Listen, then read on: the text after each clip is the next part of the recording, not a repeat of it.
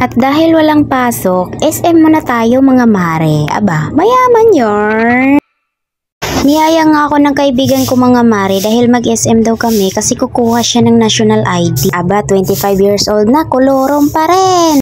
Anyway mga mare, pagdating nga namin dyan ay nagkandaligaw pa kami kasi hinahanap pa namin kung nasaan yung branch. Ang masaklap pa mare, yung mga guard na pinagtanungan namin ay hindi pa alam. Aba, nagtrabaho pa kayo na hindi nyo pala alam. Meron pa pasikot-sikot ng SM. Minsan lang din ako makagala mga mare kapag may nagyaya sa akin. Pero pag ako lang mag-isa mga mare, hindi talaga ako nagala mag-isa.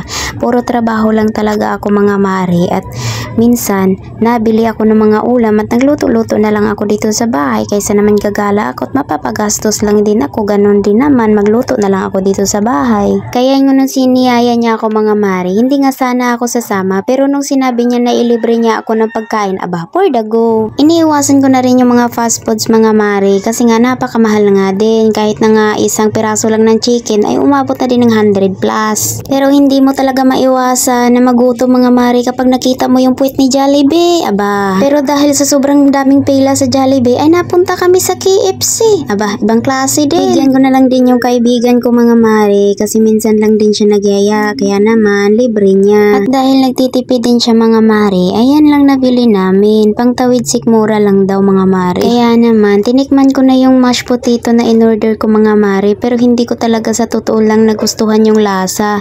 Kasi ibang iba pa rin talaga kapag ako yung gumagawa ng ganyan. Aba, may lasa yun. Ayan, wala talaga. Kaya naman, nung pagkatapos namin kumain ay for the go na kami dyan. Aba, akala mo may pera. Naghahanap nga siya ng feminine wash dyan mga mare pero nabubulol talaga ako sa mga sinasabi ko.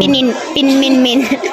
Ganyan ako mga mare, kapag kasama mo naman ako mga mare, asahan mo, unlimited talaga ang tawanan mare. Kaya naman mga mare, nung lumabas na kami, naglakad-lakad na lang kami dito kasi wala naman kaming ibang planong papuntahan. Ang dami pa nga naming pinag-usapan dyan, napagkwentuhan namin, lahat ng mga kalukuhan. Kaya naman mga mare, mas masarap pa talaga kasama yung mga tunay na kaibigan kaysa sa jowa. Aba, wag na mag-jowa, kung may kaibigan ka naman dyan. Ganyan na nga itsura niya mga mare. Kasi nga pinaghawak ko siya ng camera, hindi niya alam pinagbibideo ko pala siya. Oh, for the go. Kaya naman mga mare, sa pagtambay-tambay namin ay nauhaw. Kaya naman dito kami sa shake. Alam niyo naman mga mare na mahal talaga yung shake dito. Pero naka-promo sila ngayon buy one take two. Kaso dalawa lang kami kaya buy one take one lang. Pwede din i-take out yung tindero.